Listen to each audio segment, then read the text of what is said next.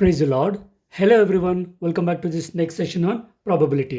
Dear students, today we will be solving problems from the exercise 16.3. Okay. So without any introduction, let's go to the first question directly. Question ಈ ಥರ ಇದೆ, which of the following cannot be valid assignment of probabilities for the outcomes of sample space? ಅಂದರೆ outcomes of sample ಸ್ಪೇಸ್ನ events ಇಟ್ಕೊಂಡಿದ್ದಾನೆ. Okay, so which of these ಅವನೇ assign ಮಾಡಿದ್ದಾನೆ. There are 5 assignments. Okay, A B C D E, ಇದರಲ್ಲಿ ಯಾವುದು valid ಯಾವುದು valid ಇಲ್ಲ ಅಂತ ಹೇಳಬೇಕು. And in this case it's actually very simple one. So ಇದನ್ನು ಚೆಕ್ ಮಾಡೋಕ್ಕೆ we will be using these 2 formulas. ಏನು ಅಂತಂದರೆ, the probability of any event will always lie between 0 to 1. Okay, in case probability of any element 0 ಇದ್ದರೆ impossible event, probability of any event is 1 ಅಂದರೆ sure event. ನೆನ್ಪಿಟ್ಕೊಳ್ಳಿ, probability 0 ಅಂದರೆ 0%, probability 1 ಅಂದರೆ 100%.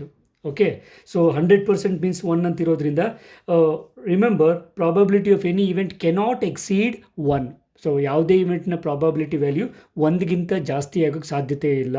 Okay, next thing is probability of any event cannot be negative. So ಇವೆರಡೂ ನೆನ್ಪಿಟ್ಕೋಬೇಕು. ಯಾವುದೇ ಇವೆಂಟ್ನ probability negative ಇರಬಾರ್ದು, ಗ್ರೇಟರ್ ದೆನ್ 1 ಇರಬಾರ್ದು. ಇದು ಎರಡು ಕಂಡೀಷನು. ಮೂರನೇ ಕಂಡೀಷನ್ ಏನಂದರೆ, if you take the sum of all the probability assigned, okay, ಒಂದು ಸ್ಯಾಂಪಲ್ ಸ್ಪೇಸಲ್ಲಿ ಅಸೈನ್ ಆಗಿರೋ ಎಲ್ಲ ಪ್ರಾಬಬಿಲಿಟೀಸ್ನ ಆ್ಯಡ್ ಮಾಡಿದ್ರೆ, if you take the summation, it should be equal to 1. Okay, so using these 2 formulas, we're going to check whether the assignments are valid or not. ಗೊತ್ತಾಗ್ತಿದೆಯಾ? So let's directly get on to it. So in the first condition, let me take the first case, the first assignment A. Okay, ಇಲ್ಲಿ ಯಾವುದಾದ್ರೂ probability value greater than 1 ಇದೆಯಾ? Definitely ಯಾವುದೂ ಇಲ್ಲ, because ಪ್ರತಿಯೊಂದು 0 point ಇದೆ. First case. Next, ಯಾವುದಾದ್ರೂ probability value negative ಇದೆಯಾ? ಅದೂ ಇಲ್ಲ. ಸೊ ನೆಕ್ಸ್ಟ್ ಏನು ಚೆಕ್ ಮಾಡ್ತೀವಿ ಅಂದರೆ, let us check probability of all the given events. So probability of ಇಲ್ಲಿ W ಇರೋದ್ರಿಂದ W1 W2 up to W7ನ WI ಅಂತ ತಗೊಳ್ತೀವಿ. So let me take the sum of all the probabilities. Okay, in this case I is equal to 1 to 7. ಗೊತ್ತಾಗ್ತಿದೆಯಾ? So ಎಲ್ಲ probabilities ಏನಿದೆಯೋ ಅದನ್ನು add ಮಾಡಬೇಕು. So 0.1, 0.01 plus 0.05 plus 0.03 plus 0.01 plus 0.2 plus 0.6. Okay, now you can use your calculators and check what will be the value of this. Right, so ನೀವು ಬೇಕಾದ್ರೆ check ಮಾಡಿ ನೋಡಿ. this value will be equal to 1, exactly equal to 1. so therefore ಏನಂತ ಬರೀಬೋದು, sum of all the probabilities is equal to 1 ಇದೆ. ಯಾವುದು negative ಇಲ್ಲ, ಯಾವುದು greater than 1 ಇಲ್ಲ. ಸೊ ಕನ್ಕ್ಲೂಷನ್ ಏನು ಬರೀತೀವಿ, the probability assignment is valid. So ಇಷ್ಟೇ ಬರೆಯೋದು, probability assignment is valid. Okay, so first case ಆಯಿತು. Let me take the second case. ನಾವು in the second case, let me take case B. Any probability negative? Definitely ಯಾವುದು negative ಇಲ್ಲ. Is any probability greater than 1? ಖಂಡಿತವಾಗ್ಲೂ ಇಲ್ಲ, because 1.7 1/7 is definitely less than 1. Okay, next ಏನು check ಮಾಡಬೇಕು, let me check the sum of all the probabilities of the given events of the sample space. So ಪ್ರತಿಯೊಂದು 1/7 plus 1/7 plus 1/7 7 times ಇದೆ. So 1/7 plus 1/7 7 times ತೊಗೊಂಡಿದ್ದೀವಿ. Actually ನೀವು ಬೇಕಿದ್ರೆ check ಮಾಡಿದ್ರೆ you will be getting 7/7. 7/7 is nothing but 1. So ನೋಡ್ಬೋದು, none of the probabilities are negative, none of the probabilities are greater than 1, and sum of all the probabilities 1. Therefore I can say the probability assignment is valid. ಇಷ್ಟೇ. So second case ಕೂಡ valid ಆಗಿದೆ. Let's move up to the third case. ನಾವು third case what happens, you can check none of the probabilities are negative, none of the probabilities are greater than 1, ಯಾಕಂದರೆ ಪ್ರತಿಯೊಂದು ಪಾಯಿಂಟಲ್ಲೇ ಇದೆ. ನಾವು let us check what is sum of all the probabilities. Okay, ನಾವು sum of all the probabilities ನೀವು check ಮಾಡಿದ್ರೆ, ಇಲ್ಲೇ check ಮಾಡಿ, 0.6 ಪ್ಲಸ್ 0.7 1.1, ಇಲ್ಲೇ 1.1 ಆಗುತ್ತೋ. ಸೊ ಡೆಫಿನೆಟ್ಲಿ ಈ ಒಂದು ಪ್ರಾಬಬಿಲಿಟಿ ಅಸೈನ್ಮೆಂಟು ನಾಟ್ ವ್ಯಾಲಿಡ್. ಯಾಕೆ ಅಂತೆಲ್ಲ ಹೇಳಿದ್ನಲ್ಲ, sum of all the probability of any event should definitely be equal to 1 ಮಾತ್ರ ಇರಬೇಕು. Okay, so if you want you can check it. So sum of all these probabilities actually ನಮಗೇನು ಬರುತ್ತೆ ಅಂದರೆ, this is actually 2 ಪಾಯಿಂಟೇಜ್ definitely greater than 1. So sum of all the probabilities greater than 1 ಇರೋದ್ರಿಂದ I will say probability assignment is not valid. So the third case, the assignment is not valid. Okay, moving out to the fourth case, that is D ಅಂತ ತಗೊಳ್ಳೋಣ. ನಾವು ನೋಡಿದ್ರೇ ಗೊತ್ತಾಗುತ್ತೆ, ಯಾವುದೋ ಒಂದು ಈವೆಂಟಿಗೆ negative probability ಕೊಟ್ಟರು that is not valid. Okay, now you can say here probability of ಎರಡಕ್ಕೆ negative ಕೊಟ್ಟಿದ್ದಾನೆ, ಒಂದಕ್ಕೆ ನೆಗೆಟಿವ್ ಕೊಟ್ಟರು understood it is not valid. Okay, I can say probability of W1, even W1 is minus 0.1, which is less than 0. Okay, less than 0 andre you can say it is negative. So because the probability distribution has a negative probability, you will directly say the probability assignment is not valid. ಗೊತ್ತಾಗ್ತಿದೆಯಲ್ಲ? Usually ಇದನ್ನು 1 marks ಕೇಳ್ತಾ ಇರ್ತೇನೆ. ನೀವು negative ಕಾಣಿಸ್ತು ಅಂದ ಮಾತ್ರಕ್ಕೆ you just don't go for sum of the probability check ಮಾಡೋಕ್ಕೆ ಹೋಗಲೇಬೇಡಿ. Once you see negative probability or once any probability is greater than 1, directly you can say assignment is not valid, because that is actually the basic condition. ನಾನು first ಹೇಳಿದ್ದೀನಿ, probability of any event should always lie between 0 to 1. Negative ಬರಬಾರ್ದು, greater than 1 ಬರಬಾರ್ದು. ಇದು ಇಲ್ಲೇ satisfy ಆಗಲಿಲ್ಲ ಅಂತಂದರೆ second ಕಂಡೀಷನ್ಗೆ ಹೋಗೋ ಅವಶ್ಯಕತೆಯೇ ಇಲ್ಲ. Okay, so that's your case number 4th. Let's take up the last case in this first question. Now again here case E ಅಲ್ಲಿ none of the probabilities are negative. Okay, right. ಈ check ಮಾಡಿದ್ರೆ none of the probabilities are negative ಆದರೆ ನೀವು ಕರೆಕ್ಟಾಗಿ ನೋಡಿದ್ರಿ ಅಂತಂದರೆ fraction ಕೊಟ್ಟಾಗ proper fraction ಇದ್ದರೆ ಲೆಸ್ ದೆನ್ 1 ಇರುತ್ತೆ. ಇಂಪ್ರಾಪರ್ ಫ್ರ್ಯಾಕ್ಷನ್ ಬಂತಂದರೆ definitely that value is greater than 1. So here you can check probability of the event W7 is actually 15/14. 15/14 ನೀವು ಬೇಕಿದ್ರೆ ವ್ಯಾಲ್ಯೂ ಚೆಕ್ ಮಾಡಿ, you will be getting greater than 1, which is actually ಇದರ value 1.07 approximately ಬರುತ್ತೆ definitely. Okay, this is greater than 1. Because the probability of any event is greater than 1, we say this assignment is not valid straight away. Okay, so conclusion bardu, let's finish this question. So ಗೊತ್ತಾಗ್ತಿದೆಯಲ್ಲ, in this way we are going to check whether the probability distribution is valid or not. Okay, ಇಷ್ಟು ಎಕ್ಸಾಮಲ್ಲಿ usually ಕೇಳೋದಿಲ್ಲ, ಯಾವುದನ್ನು ಒಂದು ಅಸೈನ್ಮೆಂಟ್ನ 1 marks ಕೇಳ್ತೇನೆ. Get ready for it. Okay, so this ends our first question. Let's take up the second one. So second question is a very simple question. A coin is tossed twice. What is the probability that at least one tail occurs? Okay, so coin toss twice ಅಂದ ತಕ್ಷಣ ನಮಗೆ first ಎಕ್ಸಸೈಸಲ್ಲಿ ನೋಡಿದ್ದೀವಿ ಹೇಗೆ sample space ಬರೀಬೇಕು ಅಂತ. So first let us right the sample space for this experiment. Right, so sample space is ready. HH, HT, TH and TT. So number of elements in the sample space 4 ಇರುತ್ತೆ. Now let me define the event E. ಅವನೇ define ಮಾಡಿದ್ದಾನೆ, ನಾವು elements ಬರೆದೇ ಸಾಕು. What is the probability that at least 1 tail occurs ಅಂತೆ. At least 1 tail ಅಂದರೆ ಒಂದಾದರೂ tail ಇರುವಂತಹ ಈವೆಂಟ್ಸ್ ಯಾವುದು? Definitely out of these it's obvious ಅಲ್ವಾ, ಈ 3ರಲ್ಲಿ ಅಟ್ಲೀಸ್ಟ್ 1 ಟೇಲ್ ಆದರೂ ಇದೆ. ಸೊ ಈ ಈವೆಂಟಲ್ಲಿ ನಾನು ಬರೆಯುವಂಥದ್ದು ಏನು ಅಂತಂದರೆ, I will take HT or TH and TT. Okay, therefore the number of elements in this event will be 3. ಓಕೆ, ನನಗೆ ಬೇಕಾಗಿರೋದು required probability. What is actually required probability is probability of ಈ ಈವೆಂಟ್ನ ಪ್ರಾಬಬಿಲಿಟಿ ಬೇಕು. ಓಕೆ, ನಾವು as I told you in the previous case, probability of any event formula ನೆನ್ಪಿಟ್ಕೊಳ್ಳಿ. Probability of any event is number of element in the event, that is number of favourable outcomes by total number of outcomes ಅಂತ usually ತಗೊಳ್ತೀವಿ. Formula wise event wise ತೊಗೊಳ್ಳೋದಾದರೆ N of A, if P of A ಬೇಕು ಅಂದರೆ n of A by n of S ತೊಗೊಳ್ತೀವಿ.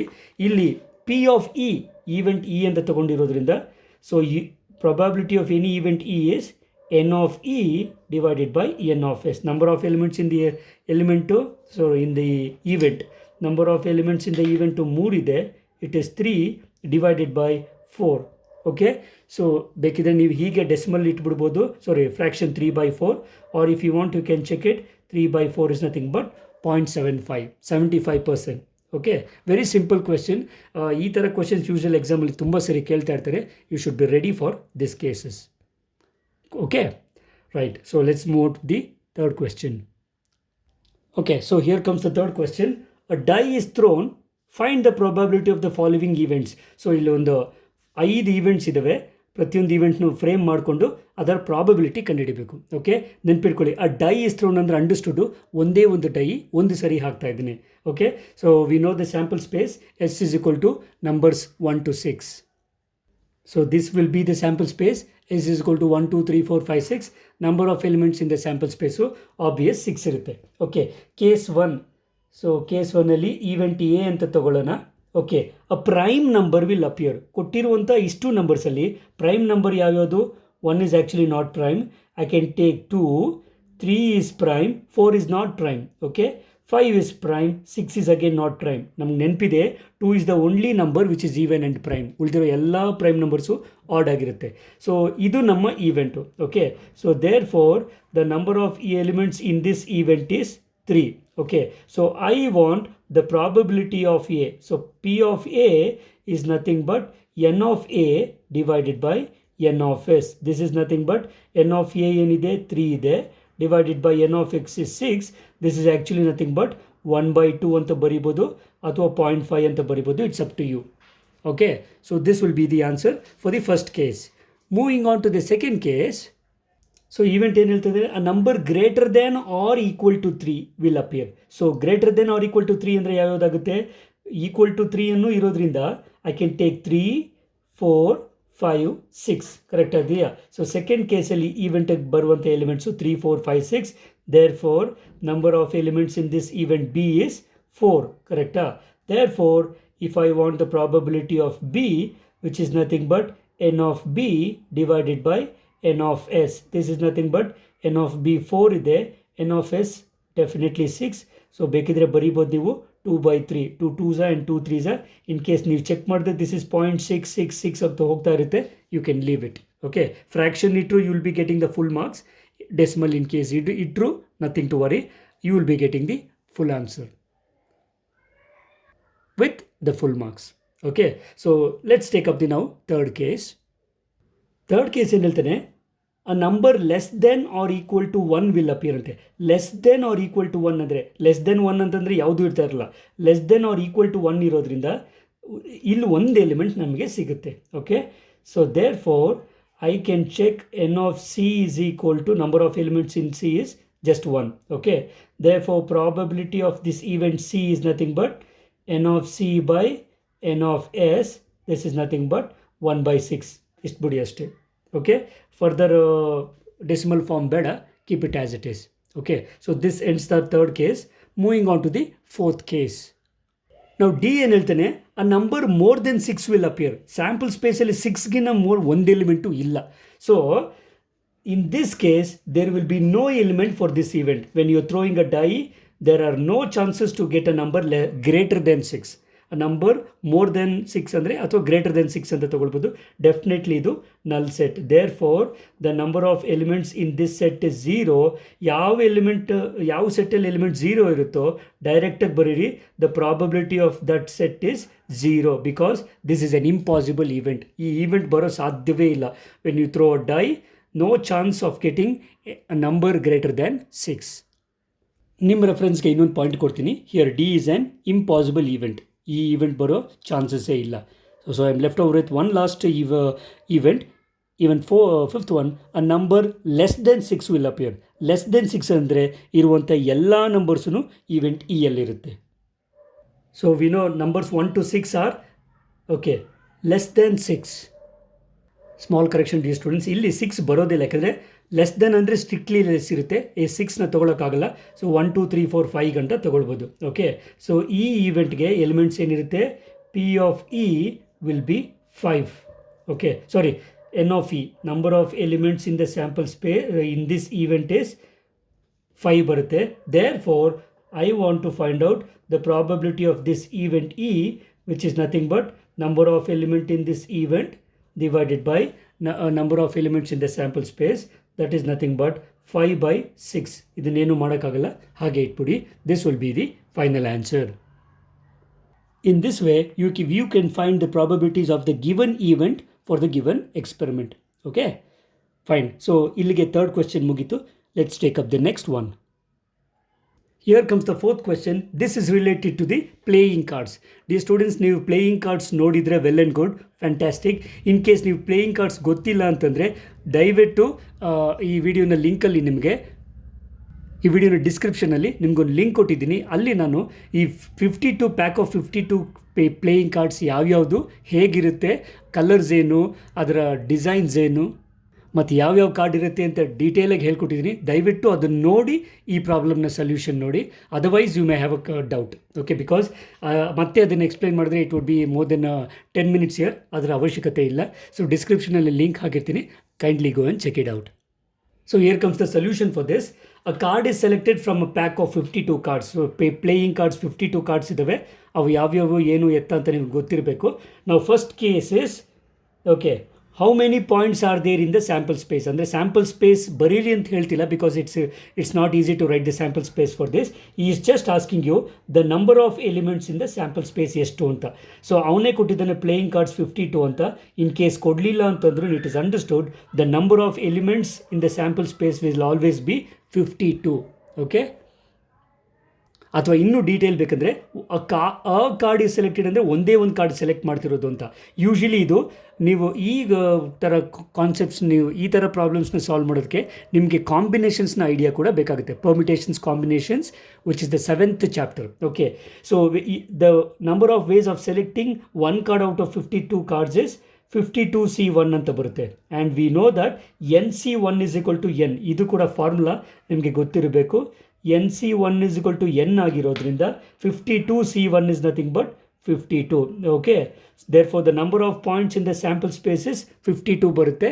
You should know this without any doubts. Now second case ಏನು ಹೇಳ್ತಾನೆ, calculate the probability that the card is an ace of spades. Okay, so ನಮ್ಗೇನು ಬೇಕಂತೆ, probability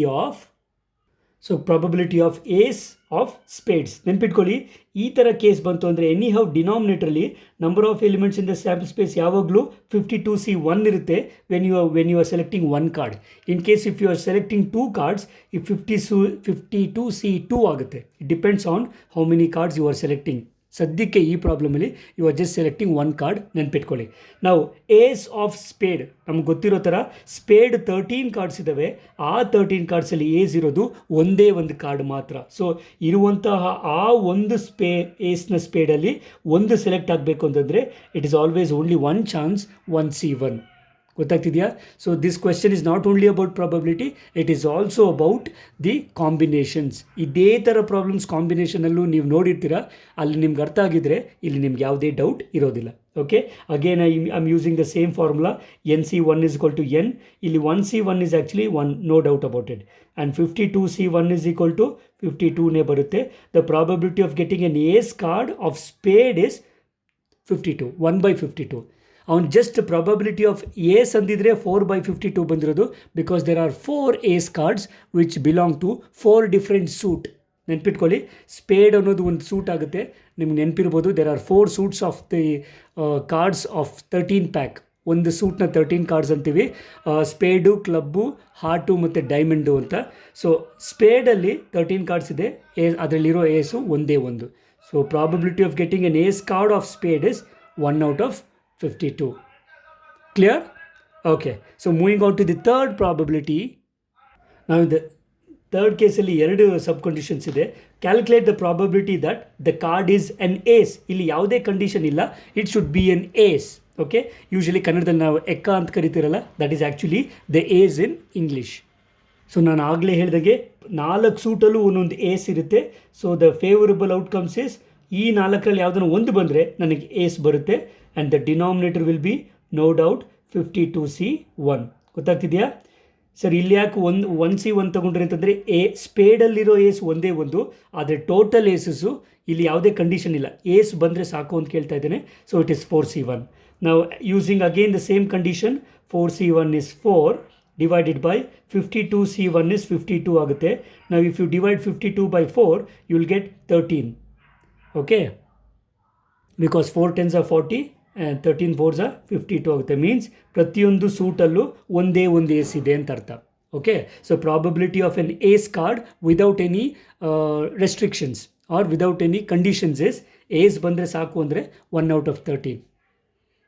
Now the last condition, I want the probability of black card ante.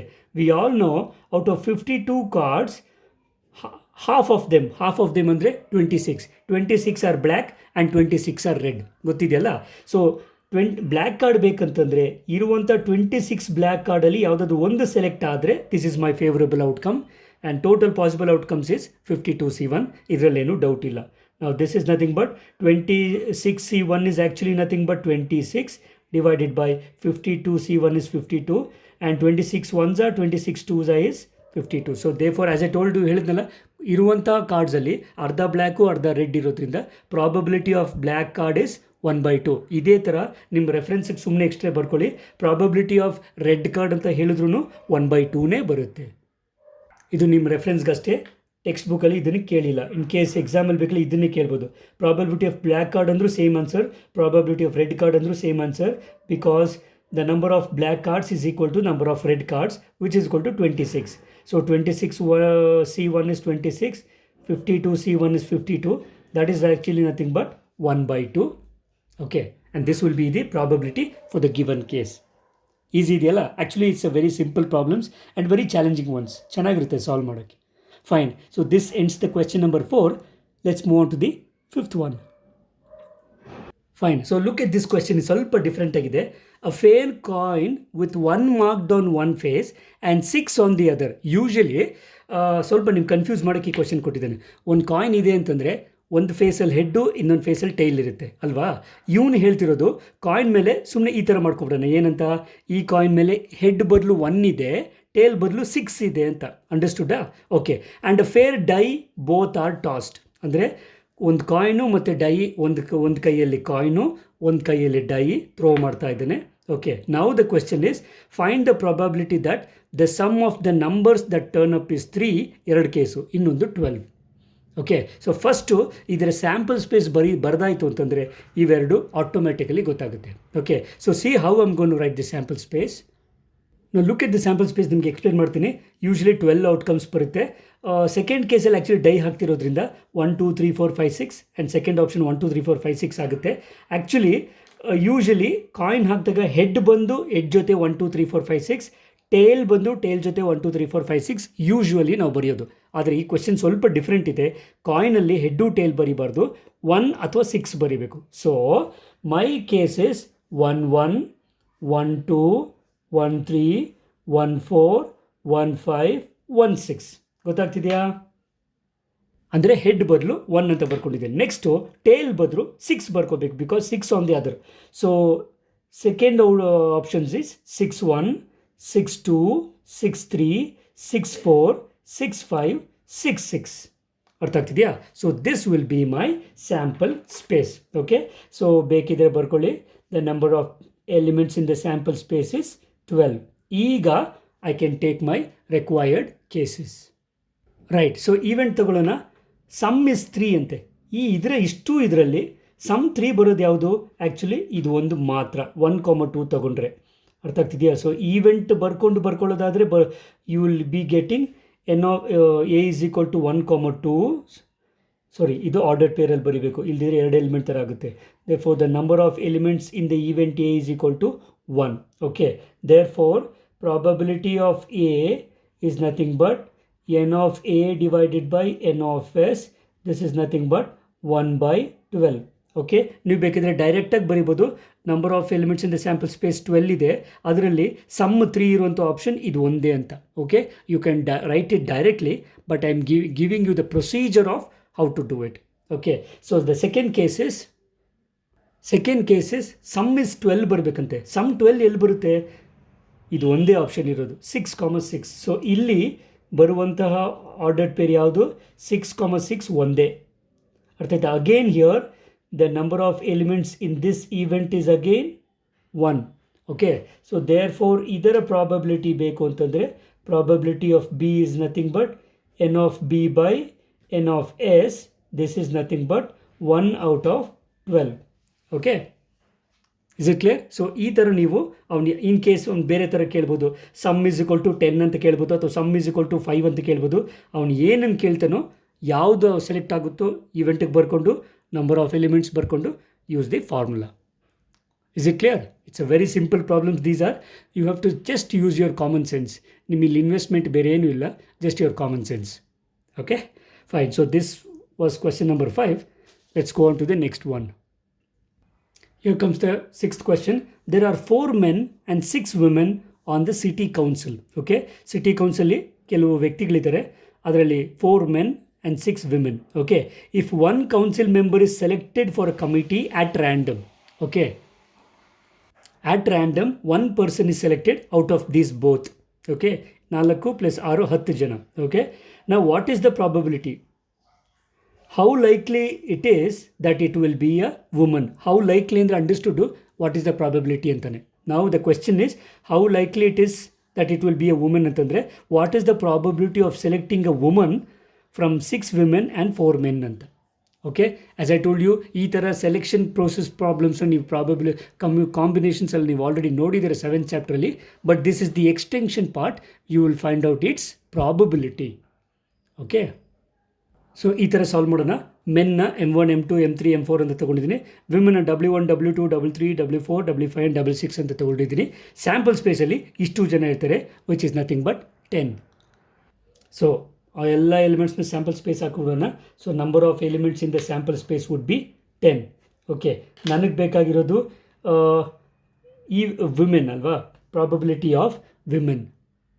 ಇದನ್ನು 2 method ಹೇಳ್ಕೊಡ್ತೀನಿ. ಒಂದು combination method, ಇನ್ನೊಂದು direct method, ಅಂದರೆ probability method. ಏನು ಅದಂತಂದರೆ event E ತೊಗೊಳ್ಳೋಣ. What is the E women ಬರಬೇಕು ಅಂತಂದರೆ they should be selected out of these 6, that is W1 W2 W3 W4 W5 and W6. Okay, so ಇಷ್ಟು ಜನ event ನಮ್ಮ ಏನದು ಫೇವರಬಲ್ ಕೇಸಸಲ್ಲಿ ಇರ್ತಾರೆ. Therefore the number of elements in this event would be 6. Okay, so therefore ನನಗೆ ಬೇಕಾಗಿರೋದು probability of a woman ಅಲ್ವಾ. So probability of a woman is nothing but probability of E. P of E is nothing but n of E divided by n of S. This is nothing but n of E 6 ಇದೆ, n of S 10 ಇದೆ. This is nothing but 2 3s and 2 5s. This is the answer. ಅರ್ಥ ಆಗ್ತಿದೆಯಾ? ನೀವು ಇದನ್ನು 2 ಮಾರ್ಕ್ಸಿಗೆ ಕೇಳಿದರೆ ಇಷ್ಟನ್ನು ಮಾಡಬೇಕಾಗುತ್ತೆ. It depends on marks. ಅಥವಾ ಇದೇ ಕ್ವಶನ್ನ ಇನ್ ಕೇಸ್ 1 ಮಾರ್ಕಿಗೆ ಕೇಳಿದ ಅಂತಂದರೆ you try this method. This is actually very easy method. ಏನಂತಂದರೆ probability of a woman is actually total ಎಷ್ಟು ಜನ ಇದ್ದಾರೆ, ಸ್ಯಾಂಪಲ್ ಸ್ಪೇಸ್ ಬರ್ಬಿಟ್ಟಿದ್ದು ಬರೀ 10 ಜನ ಇದ್ದಾರೆ. ಆ 10 ಜನರಲ್ಲಿ ಯಾರಾದರೂ ಒಬ್ಬರು ಸೆಲೆಕ್ಟ್ ಆಗ್ಬೋದು. This is the sample space. ಅರ್ಥ ಆಗ್ತಿದೆಯಾ? ಆಲ್ ಪಾಸಿಬಲ್ ಔಟ್ಕಮ್ಸ್ ಅಂದರೆ 10 ಜನದಲ್ಲಿ ಯಾರು ಬೇಕಾದ್ರೂ ಸೆಲೆಕ್ಟ್ ಆಗ್ಬೋದು. ಒಬ್ಬರನ್ನ ಸೆಲೆಕ್ಟ್ ಮಾಡಿದೆ. ಆದರೆ ನಮಗೆ ಬೇಕಾಗಿರೋದು ವುಮೆನ್ ಬರಬೇಕು ಅಂತಂದರೆ there are only 6 women. 1 should be selected out of women to be my favourable outcome. ಅರ್ಥ ಆಗ್ತಿದೆಯಾ? So favourable outcome would be 6C1. Total number of outcomes would be 10C1. 6C1 is 6 divided by 10C1 is 10. That is nothing but 2 3s and 2 5s. So in this way you can find out. Okay, even this is correct. As I told you, ಇಲ್ಲಿ ನಾನು combination ಅನ್ನೋ ಕಾನ್ಸೆಪ್ಟ್ನ use ಮಾಡ್ಕೊಂಡು ಮಾಡ್ತಾ ಇದ್ದೀನಿ. ಇಲ್ಲಿ direct events ಅನ್ನೋ ಕಾನ್ಸೆಪ್ಟ್ನ use ಮಾಡ್ಕೊಂಡು ಮಾಡ್ತಾ ಇದ್ದೀನಿ. Both are actually one in the same. ಇಲ್ಲಿ ಸ್ವಲ್ಪ ಡಿಸ್ಕ್ರಿಪ್ಷನ್ ಜಾಸ್ತಿ ಇದೆ, ಇಲ್ಲಿ ಡೈರೆಕ್ಟ್ ಇದೆ. ನಾವು it depends on how many marks is given allotted to this question. ಈ ಮಾರ್ಕ್ಸು ಎಷ್ಟು ಅಲಾಟ್ ಆಗಿದೆ ಅನ್ನೋದ್ರ ಮೇಲೆ ಡಿಪೆಂಡು. 2 ಅಥವಾ 3 ಮಾರ್ಕ್ ಕ್ವೆಶ್ಚನ್ ಇದಾಗಿದ್ದರೆ ಕೈಂಡ್ಲಿ ರೈಟ್ ದಿಸ್ ಮಚ್. ಇಷ್ಟಕ್ಕೆ 3 ಮಾರ್ಕ್ಸ್ ಕೊಡೋಕ್ಕಾಗೋದಿಲ್ಲ. In case if it is a 1 mark question, this is enough. Okay, simple question ಅಲ್ವಾ? Right. So this completes the question number 6 and we will move further. Here comes the question number 7. ಇದು ಸ್ವಲ್ಪ challenging ಇದೆ. Okay, a fair coin is tossed 4 times. Coin tossed 4 times ಇದೆ. So sample space ಬರೋಕ್ಕೆ ನಿಮಗೆ ಗೊತ್ತಿರಬೇಕು. Okay, ನಾನು beginning of the ವಿಡಿಯೋನೇ ಹೇಳ್ಕೊಟ್ಟಿದ್ದೀನಿ how to write the sample space when a coin is tossed 4 times. Okay, hope you remember this. Right, ನಾವು next continue ಮಾಡೋಣ. And a person wins ₹1 for each head. Okay, ಇಲ್ಲಿ ಬೇರೆ when you are tossing a coin 4 times, ಇಷ್ಟು ಅಂದರೆ 16 outcomes ಇದೆ. ಅವನದೇನು ಅಂತಂದರೆ ಪ್ರತಿ ಒಂದು ಹೆಡ್ಗೂ ₹1 ಸಿಗುತ್ತೆ. Means E will gain ₹1 and loses ₹1.5 for each tail that turns up. ನೆನ್ಪಿಟ್ಕೊಳ್ಳಿ, ಪ್ರತಿ ಹೆಡ್ಗೂ ₹1 ಲಾಭ ಬರುತ್ತೆ, ಪ್ರತಿ ಟೇಲ್ಗೂ ₹1.25 loss. Okay, ₹1 per win,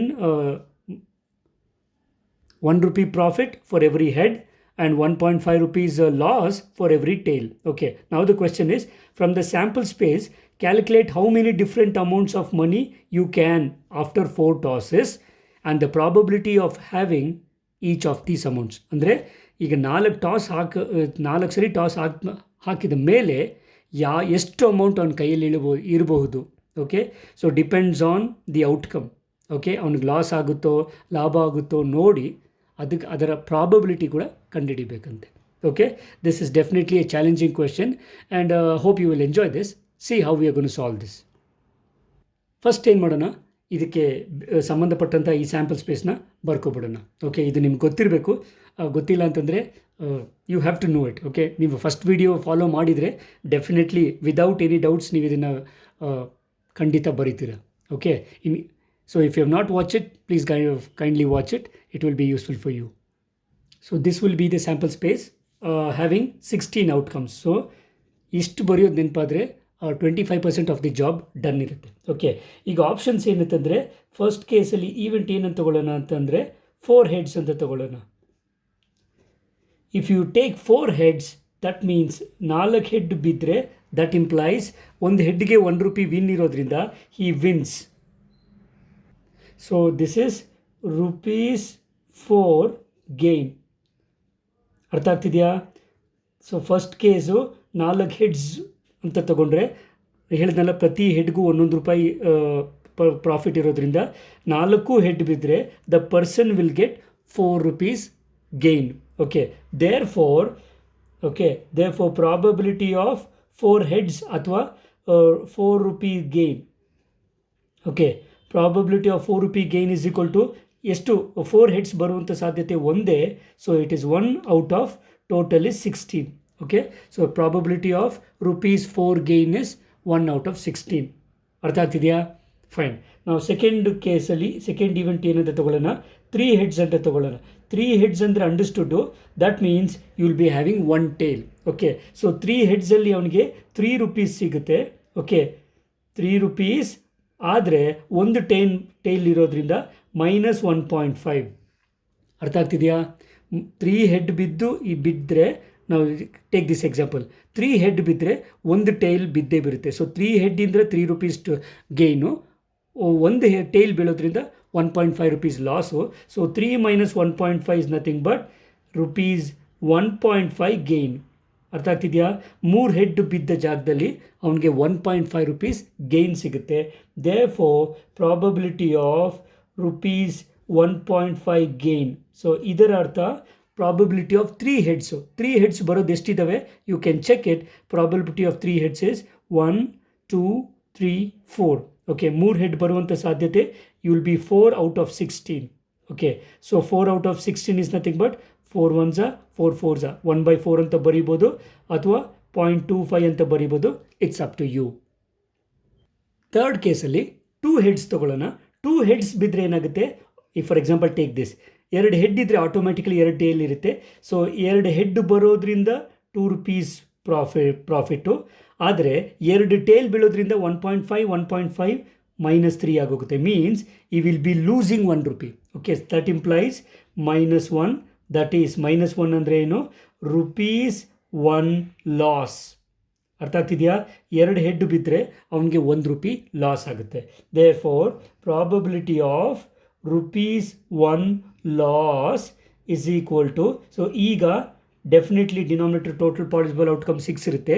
2 heads ಎಷ್ಟಿದ್ದಾವೆ ನೋಡ್ಕೊಳ್ಳಿ. If you check it, there are 6 2 heads. 1, 2, 3, 4, 5, 6. So ಇಷ್ಟು ಫೇವರಬಲ್ ಔಟ್ಕಮ್ಸಲ್ಲಿ 2 ಹೆಡ್ ಇರುತ್ತೆ. So it is actually 6 out of 16. So divide ಮಾಡಿ 2 3s 2 8s 16 ಆಗುತ್ತೆ. ಓಕೆ, ಫರ್ದರ್ ಏನು ಡೆಸಿಮಲ್ ಇಲ್ಲಿಡಕ್ಕೆ ಹೋಗಬೇಡಿ. ಸೊ 4 heads ಆಯಿತು, 3 heads ಆಯಿತು, 2 heads ಆಯಿತು. ಸಿಮಿಲರ್ಲಿ ಈಗ 1 head ತಗೊಳ್ಳೋಣ ನಾವು. ಸೊ ಪ್ರಾಬಬಿಲಿಟಿ ಆಫ್ 1 head ಅಂದರೆ ಈ ಎಕ್ಸಾಂಪಲ್ ತಗೊಳ್ಳಿ, H3/T. ಸೊ 1 head ಬರೋದ್ರಿಂದ ಅವನಿಗೆ 1 rupee ಸಿಗುತ್ತೆ. 3 tails, ಒಂದು ಹೆಡ್ ಬಿತ್ತು ಅಂದರೆ ಆಟೋಮೆಟಿಕಲಿ 3 tails ಇರುತ್ತೆ. ಸೊ 1.5 into 3 ಅಂತಂದರೆ you will be losing -4.5.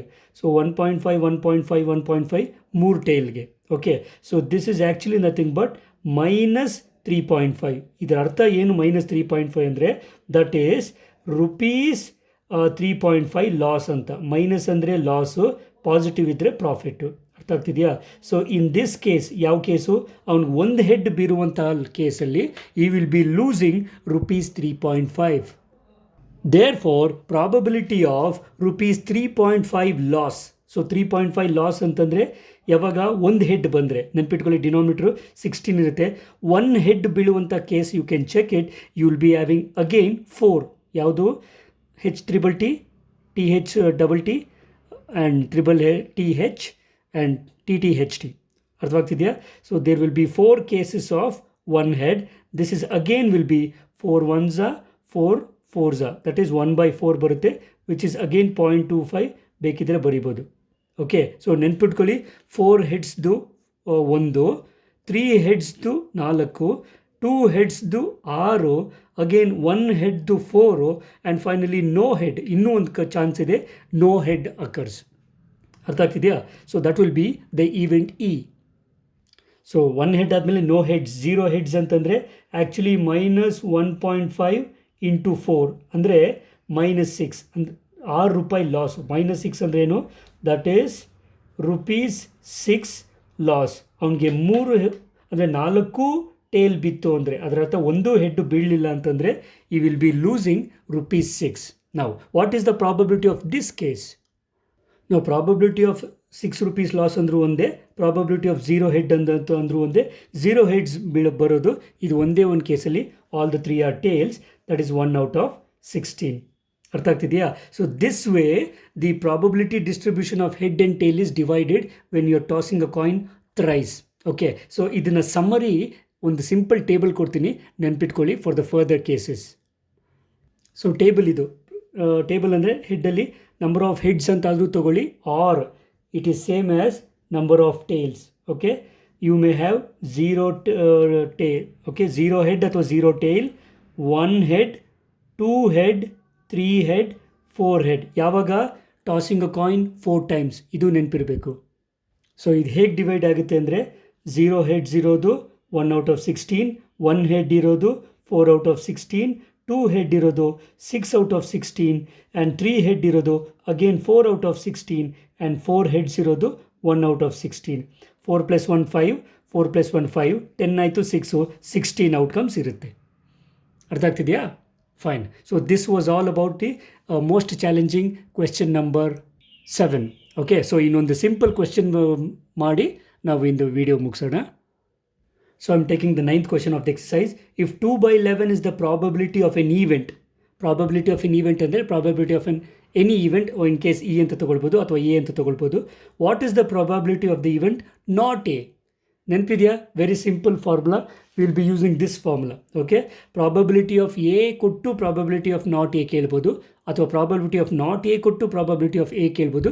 Use this very simple formula because probability of A and probability of not A should be equal to 1.